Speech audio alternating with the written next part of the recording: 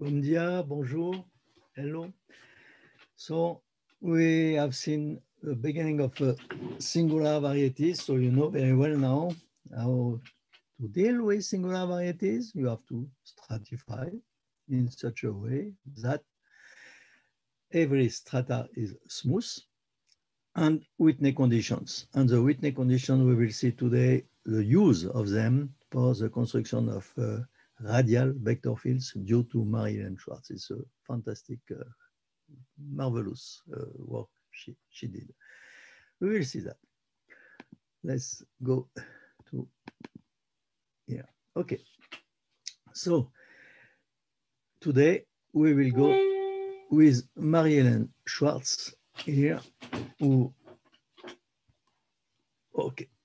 Thank you. So Marie-Hélène Schwartz is the founder of, I will say, characteristic classes for singular varieties. And we will say this historically as well. So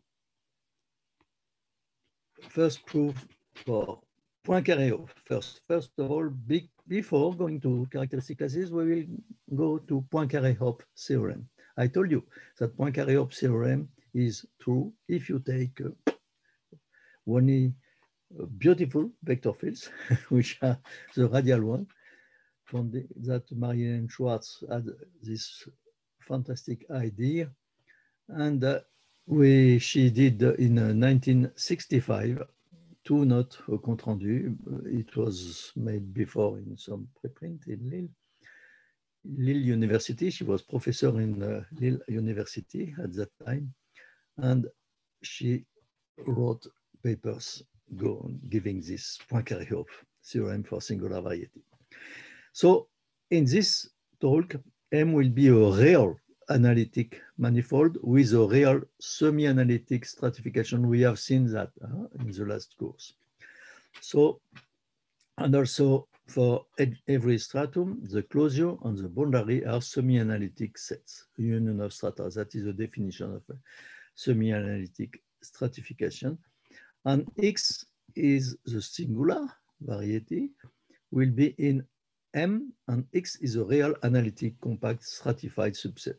Union of strata, a singular set, union of strata, but in M, M is a manifold. So the Poincaré-Hopf fails to be true. We have seen that.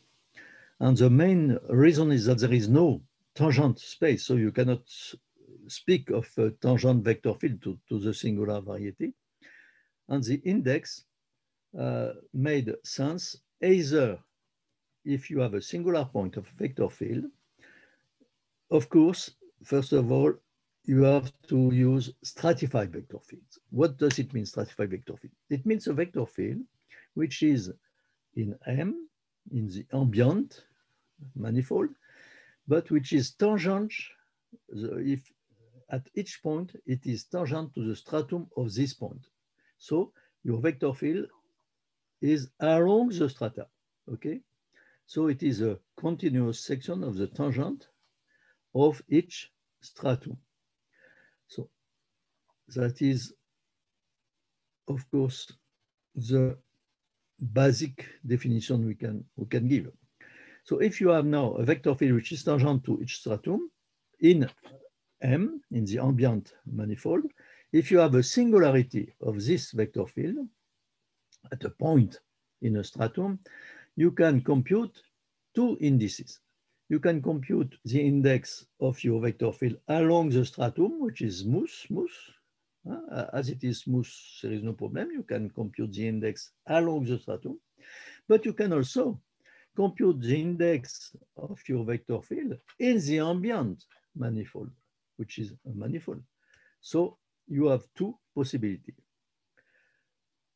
Okay, but unfortunately, if you take this, if you want a Poincaré-Hopf theorem saying that you Poincaré-Hopf in your Poincaré-Hopf theorem says that the Euler-Poincaré characteristic is equal to the sum of indices in a manifold. So now, as we have a singular variety, as I told you, you can look at either the index in the stratum or the index in the ambient. So there are two possibilities for the Euler Poincaré characteristic to be equal to the sum of indices of your vector field, taking the index along the strata, okay, or in the ambient. And we will see that both are not true. The first counterexample is given by Marianne Schwartz herself, is this example, which is very nice, I think. Look at this picture here. You have two balls in the plane, two-dimensional plane, B of radius 1 and B prime of radius 2. And you take inside the small ball of radius 1, the vector field, absolute value of x and y. So this is the vector field that I pictured here. And it is clear that the index is 0. The index is 0 because your vector field is, you take the vector field on the boundary to compute the index. And it's clear that the index is 0. Your vector field on the boundary does not make an interior tour.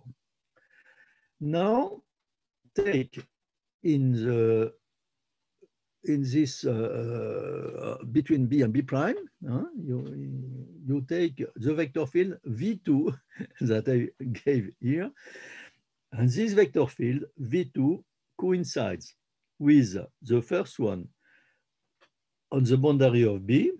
This is clear. You can see that very easily. And also on the boundary of B prime, it is exactly the vector field x, y, which is going out, going outwards, this ball B, the disk B prime of radius 2. So the total, the index of your vector field V2 is +1 in B prime, okay? Well, so it's clear that B prime also, if you look at the definition of V2, sorry, or V2, it's clear that V2 has another singular point, A here, in B prime minus B, in the curve B prime minus B. And you want to know what is the index here. The index of V2 in B prime is +1 because it's going outside, okay, outwards. So the total index in B prime is +1. So the Euler Poincaré characteristic of B prime is +1. And there are 2 points. Here, everything is smooth. So it's a Poincaré theorem usual one in a smooth manifold. So it is the sum of indices at 0 and A, which are the 2 singular points. As at 0, your index is 0, that means that index at the point A is +1. That you can see also very easily that there is here a small ball, a small disk, okay, so that your vector field is going outwards, so the index is +1. Well, okay. Well, just a remark that index at 0 is 0, that's true. But if you look at the restriction to y, it's going outwards, 0, it's more like that, okay, outwards. And the index is +1. So the index of V, of your vector field, okay, at that point is 0 in the 2-dimensional, but is +1 if you restrict to y. Okay, so this is a remark that will be useful later. Now you make this a singular variety. So what you do, you take your piece of paper and you pinch according y. So you will have this picture here, okay? And now it is singular variety because of course these points are, there is singularity here. It's not anymore differentiable, okay? So we have a singular surface whose equation is this one in R3. And B prime becomes a singular variety. So you call X, this singular variety, B prime, whose boundary is the red. Okay? Well, the vector field is the same.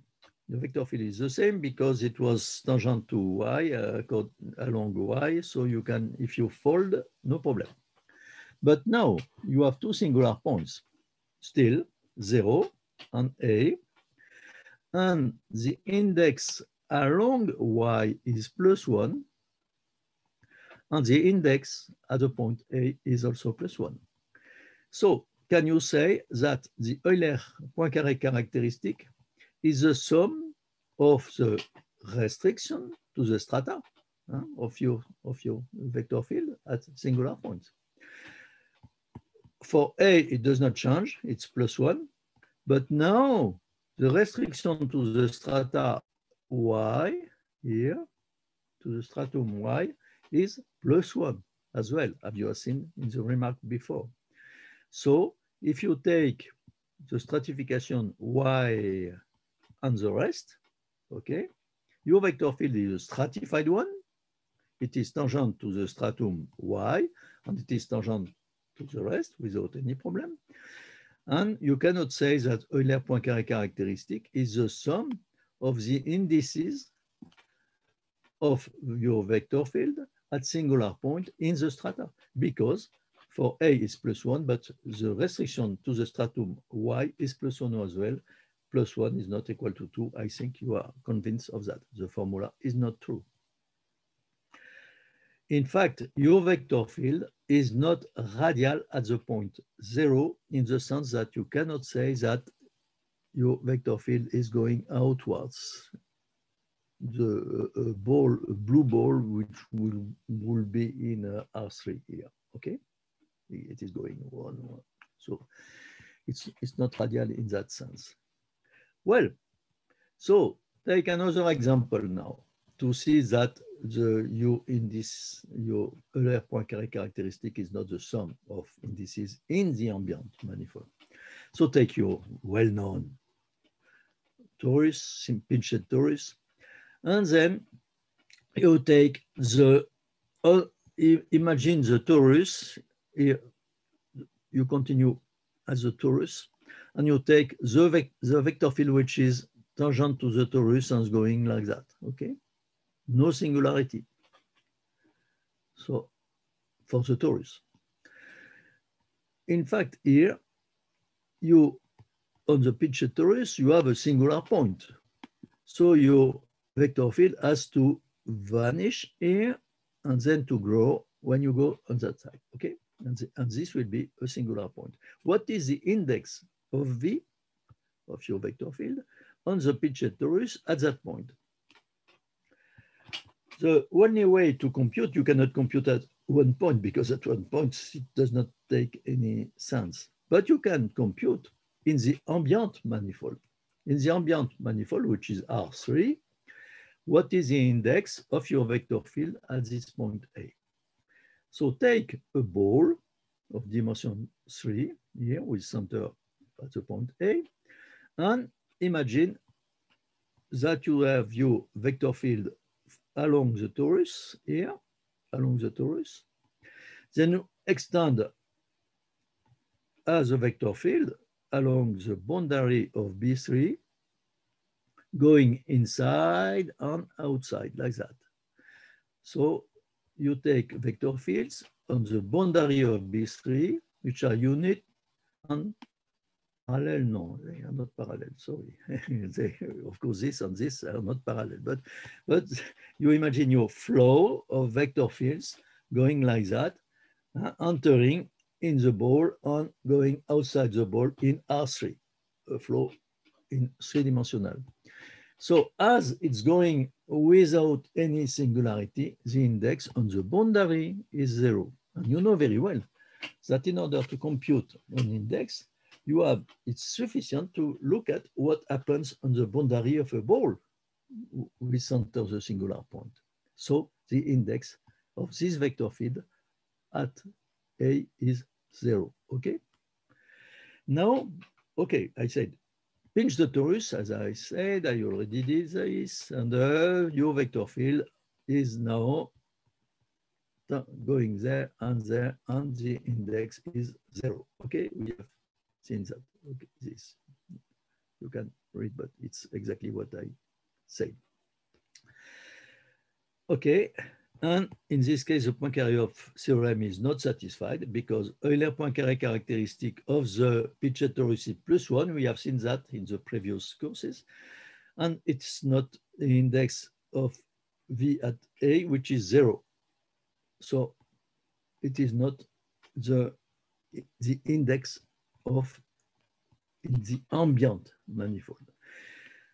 So what to do? Because Euler-Poincaré characteristic is not equal to the sum of indices along the strata, with the counterexample of Marienne-Schwarz, and it is not equal to the indices in the ambient manifold, as we can see with the Pichet torus. And this is the miracle of Marienne-Schwarz. She has a marvelous idea.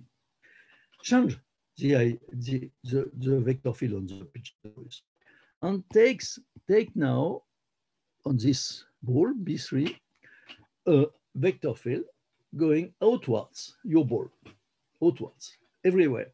So the index is +1, okay?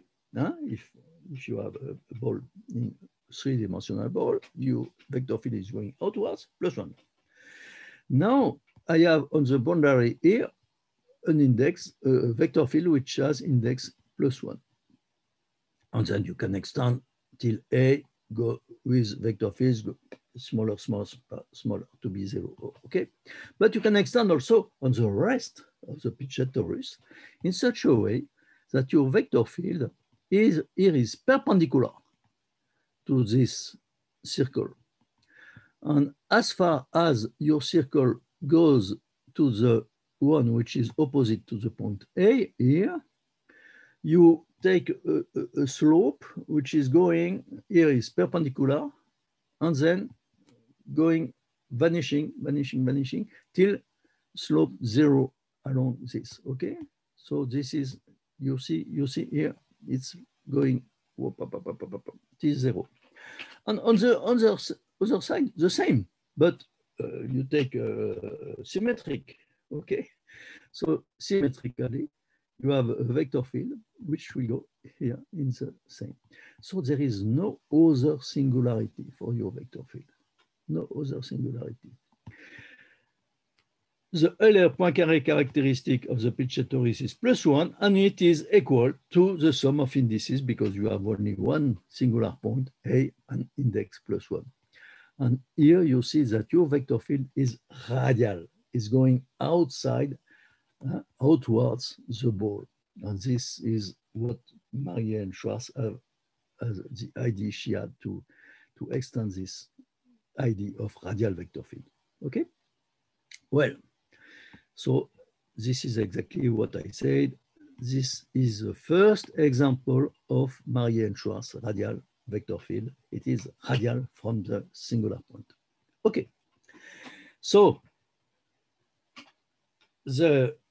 we will construct radial stratified radial vector fields such that in a neighborhood of X, they have same singularity in the neighborhood of X in M, in the ambient manifold, they have no more singularities, the same, the restriction to the stratum.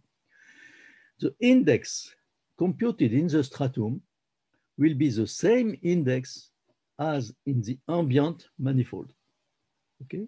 You have, as I say, you have two ways to compute the index, along the stratum or in the ambient. And the two for Marienne-Schwarz construction, with the Marienne-Schwarz construction, will be the same.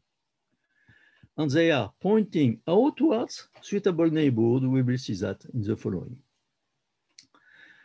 But before that, we have to think about the computation of the indices of vector field relatively to the cells, the dual cells. Why? Because in fact, Marienne-Schwarz shows that you cannot compute your indices and your Euler-Poincaré characteristic using the triangulation. Why? Because if the obstruction to the construction of a vector field in a manifold is exactly the dimension of the manifold, M. If you compute in a stratum, the obstruction to the construction of a vector field tangent to the stratum is the dimension of the stratum. And if you want to define a cocycle, obstruction cocycle, as we have seen, it will be in MCM of K. If you use the triangulation K, the obstruction will be on a simplex of dimension M if you work in the ambient manifold. And it will be in dimension S alpha, S the dimension of the stratum. I will make S simpler, on V alpha. Okay, so you see that obstruction dimension depends on the strata. Here, you have obstruction dimension M, obstruction dimension M, here, dimension S alpha. So it means that you have cocycles which are in different dimension in each stratum. So if your singular point is in a stratum, it will be of dimension of the stratum, the cocycle. Okay, so you cannot define a general cocycle because you need having the same dimension everywhere. So that is the first fantastic idea of Maria and Schwarz, is to work with the dual cell decomposition, and it is the reason for which from the beginning of the course I work with dual cell decomposition. You see now that it was not for free, we have to use it now. Because if you take an m-dimensional cell, a cell of dimension m, D, the intersection of D with the stratum will be exactly the dimension of the stratum. Why? Because the cell is dual of the triangulation. So if you take a triangulation, which is a triangulation compatible with the stratification, it means that all simplices are in the strata, then the dual cell is dual, is transverse to all simplices in your strata. What does it mean, transverse? Transverse in the topological sense, not in the differentiable sense that maybe you know, but in the topological sense. In the topological sense, to be transverse means that the codimension of the intersection is the sum of codimension. And two objects, topologically transverse, two objects A and B are transverse if the codimension of intersection A and B is the sum of codimension of A plus codimension of B. Here, the codimension of D intersection V alpha is the codimension of D, M minus, so it is 0 here because M minus M, okay? And plus dimension of V alpha, which is M minus S alpha. That means that the dimension of the intersection of the dual cell with a stratum is exactly the dimension of the stratum. And that will be very useful. So, because if you work now with the dual cells, your cocycle will be everywhere of the same dimension, okay? Well, but the examples we have seen before show that this is not sufficient.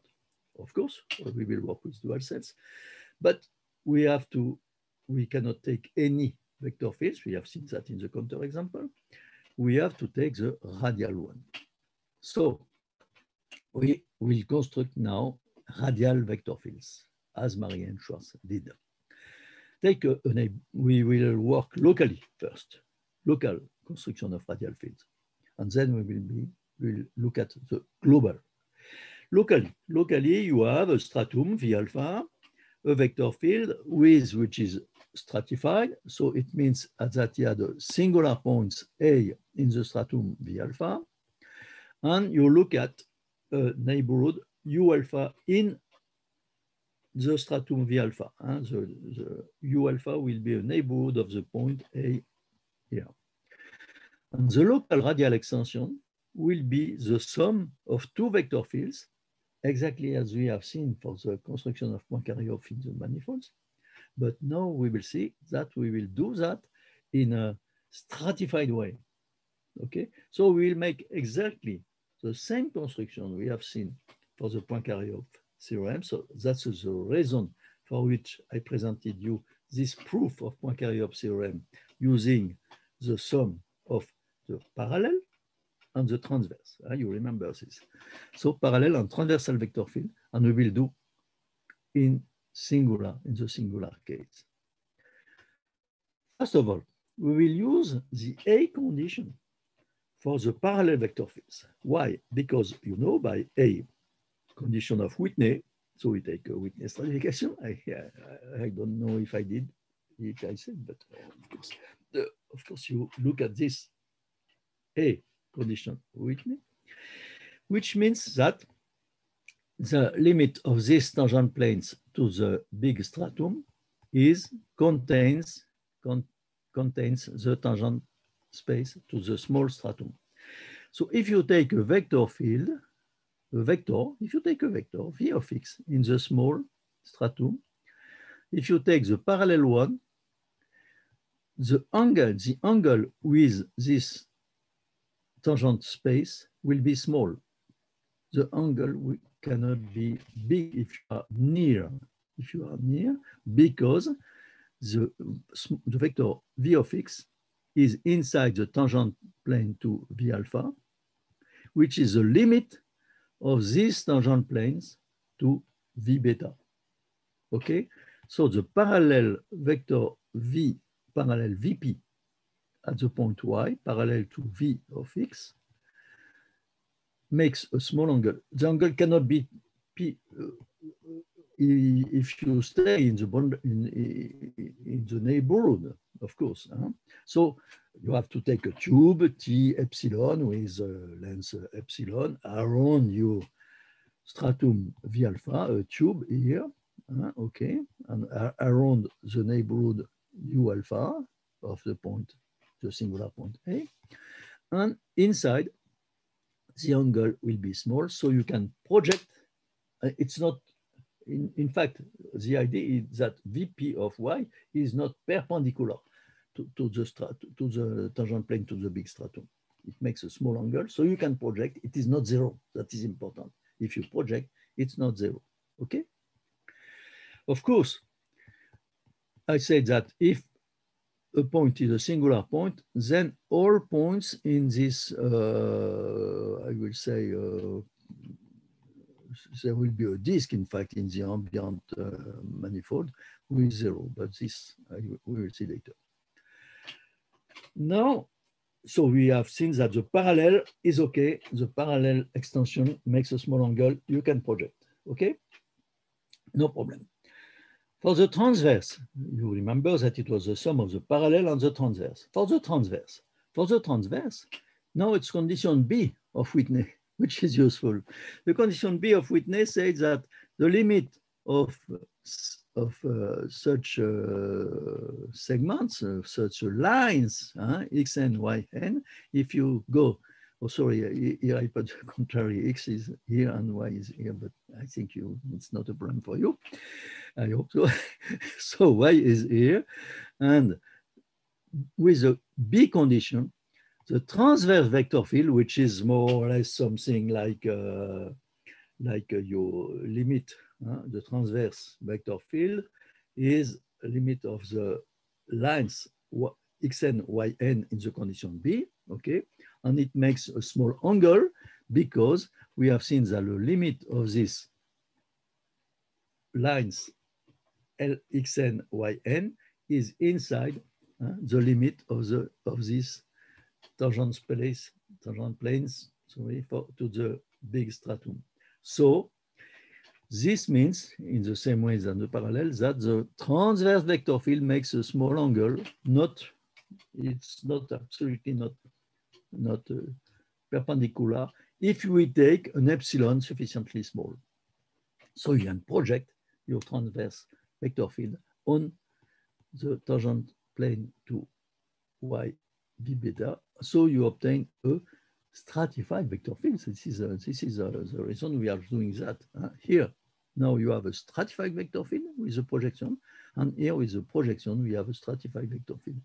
What does it mean? It means that taking the parallel on the transverse, if you project on the big stratum, which have V alpha in the closure, then your vector field is stratified one. So you can extend as a non-zero stratified vector field, rho tilde. Okay?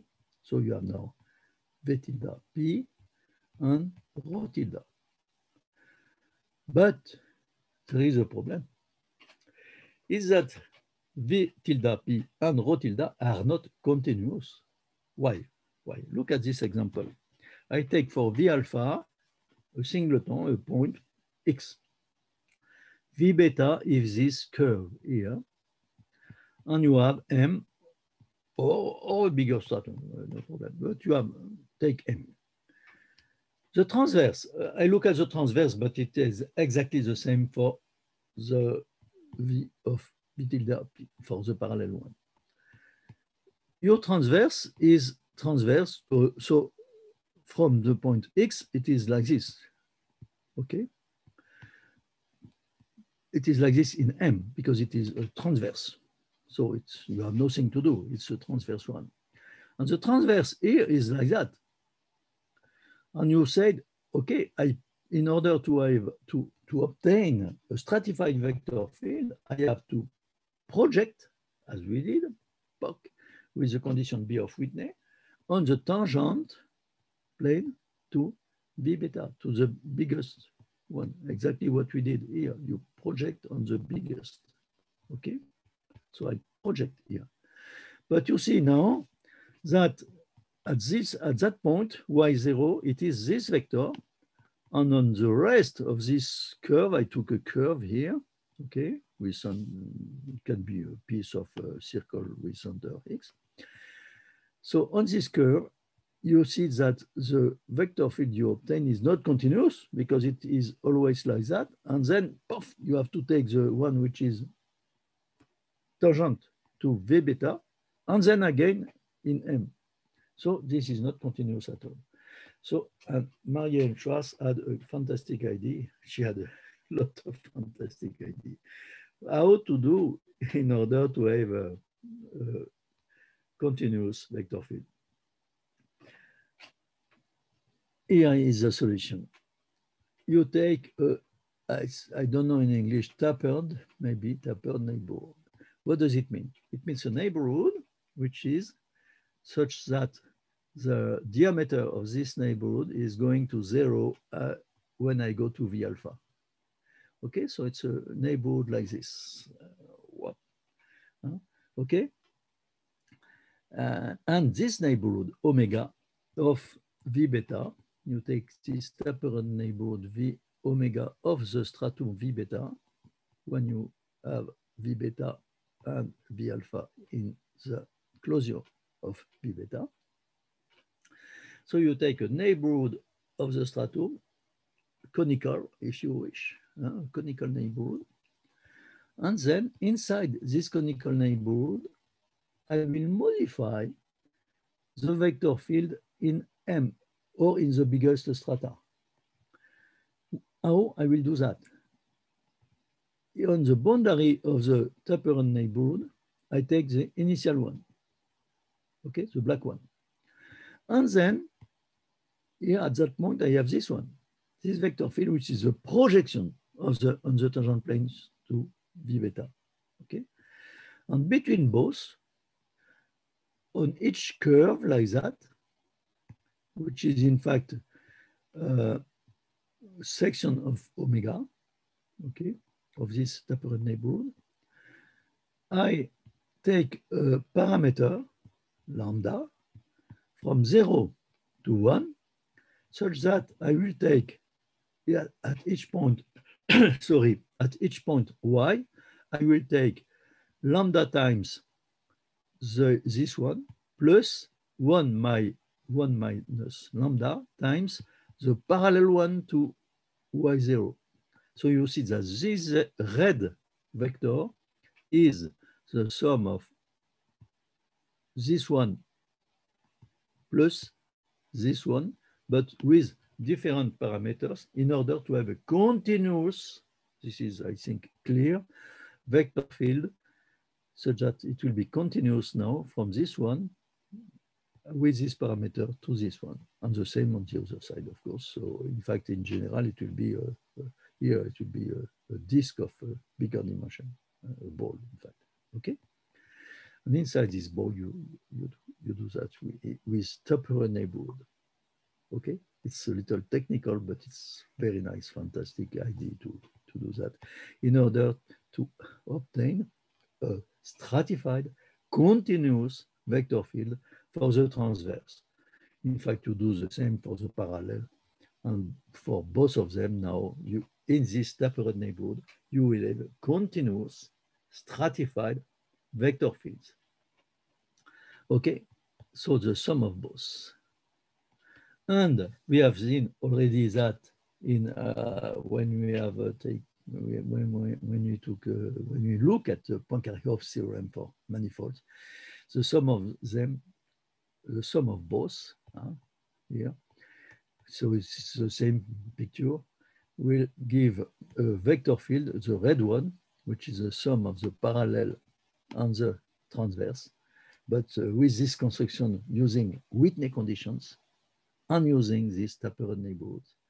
So you obtain now a vector field which is continuous, stratified, and such that the index in A will be the same than the index along in A along the stratum V alpha will be the same than in M. Okay, so that's marvelous ideas of Marie-Anne Schwarz. So for the local radial extension, your vector field is pointing, first of all, is pointing outwards of the tube T epsilon. I did not say that before, but it's clear, I think, by the construction. The indices are the same if you compute in V alpha or if you compute in M, the extension. So there is a parenthesis here, sorry. So the extension of your vector field, V tilde, the extension, the local extension, has the same indices. And in fact, if you have two vector fields, this is important for the following, but it's that if you have two vector fields, V1 and V2 tangent to V alpha, which are homotopic, then the extension will be homotopic. That's not so difficult to see. Well, it's clear. These are the pointing outwards. It's clear because you see here that it is the same. In fact, in Poincaré-Hopf, exactly the same property. Okay. Now look at the global extension.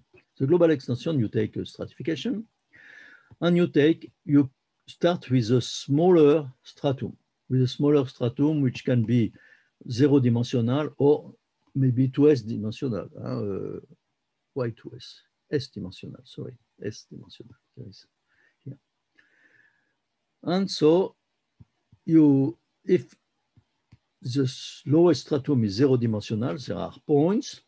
So you take a radial vector field outside of a ball around these points. And with condition A and B, you take this radial vector field being stratified one, tangent to all strata. The index is +1 if you have, because it's going outwards, small ball.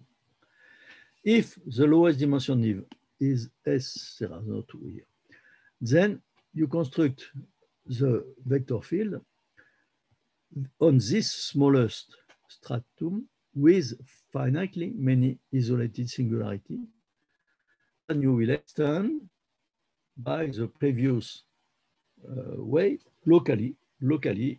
There is an index, but this index will be the same on the smallest stratum V alpha 0 and in the ambient manifold.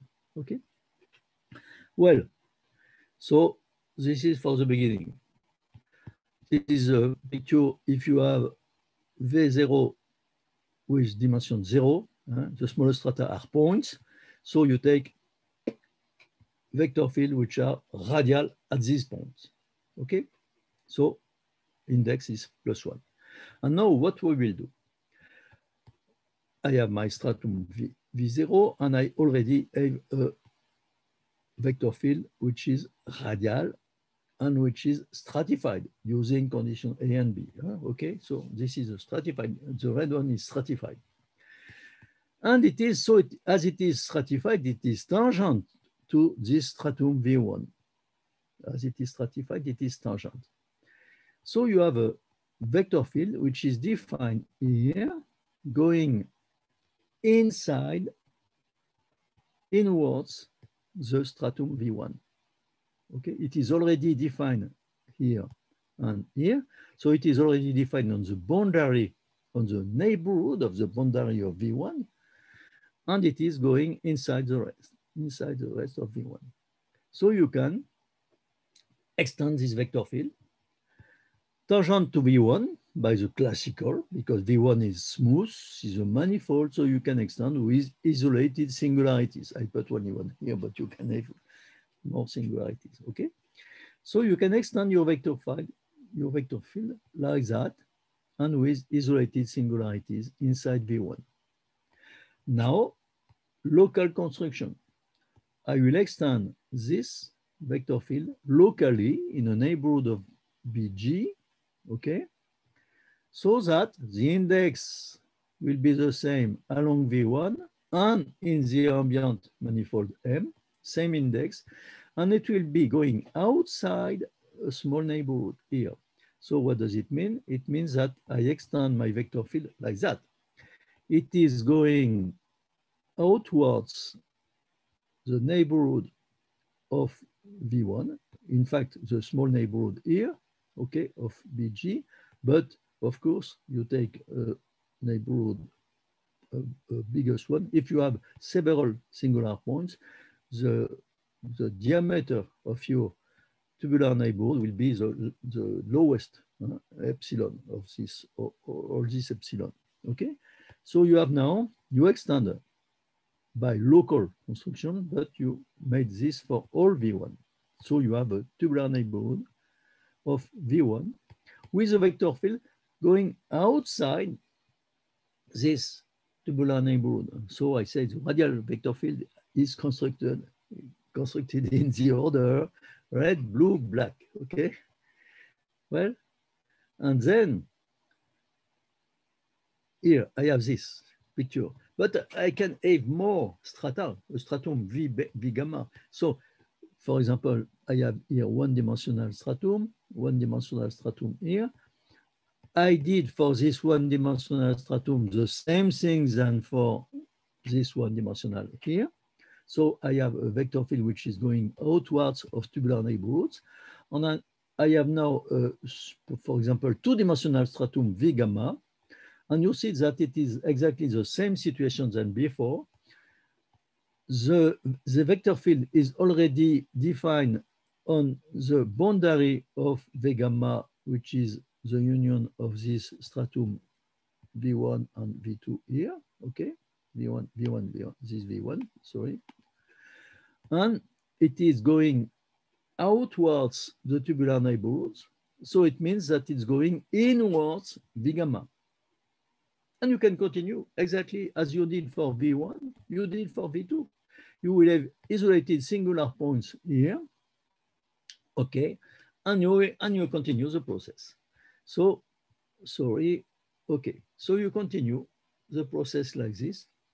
And each time you see that here, for example, for V1, the vector field was defined with index 1 in the boundary of V1, and I extend, but I can use the Poincaré theorem with boundary for V1. V1 is a manifold with boundary, okay? And you know that if your vector field is going here inwards, V1 minus this, going inwards. So you use the Poincaré theorem with boundary, which say you that the characteristic of here I call W beta. What is W beta? W beta is, for example, W1 is V1 minus this neighborhood of the boundary of V1. Okay, the boundary of V1 is A1 and A0. And you look at point carré of COM with boundary and a vector field going inwards along the boundary. And in that case, the Euler characteristic is the sum, you know that, the Euler characteristic minus the Euler characteristic of the boundary is the sum of isolated singular point inside. That is exactly the theorem we can use. But on the boundary, you have the Euler characteristic of the boundary is here the sum of index here plus index here is 1 plus 1 in that case, okay? But on the boundary, you know very well that you have already the sum of indices of the boundary. So Euler characteristic of this one-dimensional stratum V1 will be the sum of the indices at 0 and A1 plus the sum of indices in BG. And this you reiterate, iteration by iteration, you will have already always this, okay? For example, you can apply for V gamma here. It is already defined on the boundary, but on the boundary, you know that it is a sum of indices by the previous. So by recurrence, it's clear that you obtain a vector field such that Euler characteristic, Euler Poincaré characteristic of X is equal to the sum of the indices. And these indices are the same if you compute on the stratum or in the ambient space. And that is fantastic, marvelous ideas of Marian Schwarz, which give you this Euler Poincaré characteristic equal to the sum of indices, which gives you a Poincaré-Hopf theorem for singular varieties. So we have to take radial vector fields stratified, and by this construction of local and global radial extension, you have Poincaré for singular varieties. It's marvelous, no? It's very nice. So here is Marie-Hélène Schwarz giving a conference in Kyoto, in May 1984, and you see some of the picture and also some of the formula I gave you. She was giving this in Tokyo. Thank you for your attention. Thank you and Fikeben.